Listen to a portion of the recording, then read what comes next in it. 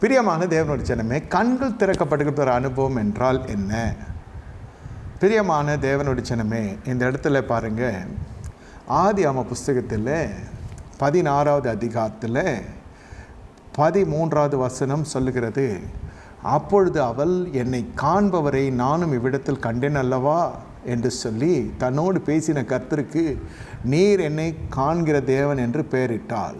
இந்த கேட்டுக்கொண்டிருக்க தேவனுடைய ஜனமே, இந்த இடத்துல 16வது அதிகாரம் 7வது வசனத்தில் கர்த்தருடைய தூதனானவர் அவளை வனாந்தரத்தில் சூருக்கு போகிற வழி அருகே நீரூற்றண்டையிலே கண்டு என்று வேதத்தில் வாசிக்கிறோம். கர்த்தரும் காண்கிறா. என்னை கேட்டுக்கொண்டிருக்க தேவனுடைய ஜனமே, தேவன் இந்த ஆகார் என்ற பெண்மணியை கர்த்தர் சந்திக்கிறார். ஆகார் என்ற பெண்மணி யார்? எகிப்திலே காணப்பட்ட ஒரு அடிமை.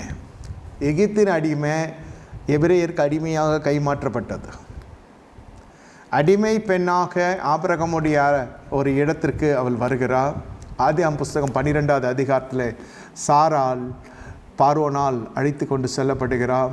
கர்த்தர் அவனை மகாவாதியினால் வாதிக்கப்பட்டு அவன் மனம் திரும்பி முக்காடுக்குரிய பணத்தையும் கொடுத்து மனம் திரும்பி ஆபிரகாமுடைய மனைவியாக சாராளை அவனிடத்தை ஒப்பு கொடுக்கிற பொழுது பற்பல காணிக்கைகளை கொடுக்கிறாள்.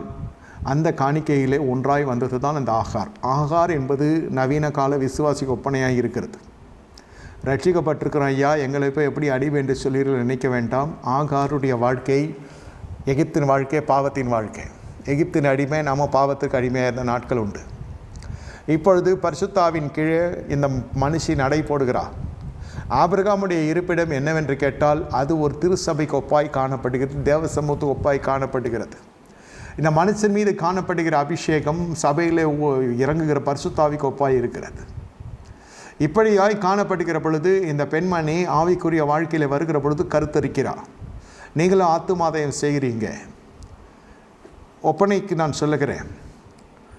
இப்படியாய் போய் கொண்டிருக்கிற பொழுது வீட்டில் ஏதோ பிரச்சனை வந்து விடுகிறது. கொஞ்சம் மேட்டிமே வர ஆரம்பிக்கிறது. கொஞ்சமல்ல, நிறைய வருகிறது. இவளுக்கு அற்பமாய் பார்க்கிற ஒரு பார்வை வந்து விடுகிறது. கண்களிலே வரக்கூடாத பார்வை இது. அகக்கண்களிலே சொல்கிறல, புற கண்களிலே பிறரை அற்பமாக பார்க்கிறது எப்பொழுது வரும் என்றால், உள்ளமானது மேட்டிமினால் நிறைந்திருக்கிற பொழுது பிறரை அற்பமாய் பார்க்கும். விசுவாசிகளுக்கு ஒப்பாகத்தான் இது இருக்கிறது. ஏன் இப்படி நான் சொல்லுகிறேன் என்றால், யாரிடத்திலோ இல்லாத ஒரு காரியம் கர்த்தர் உங்களிடத்தில் கொடுத்திருக்கிறார்.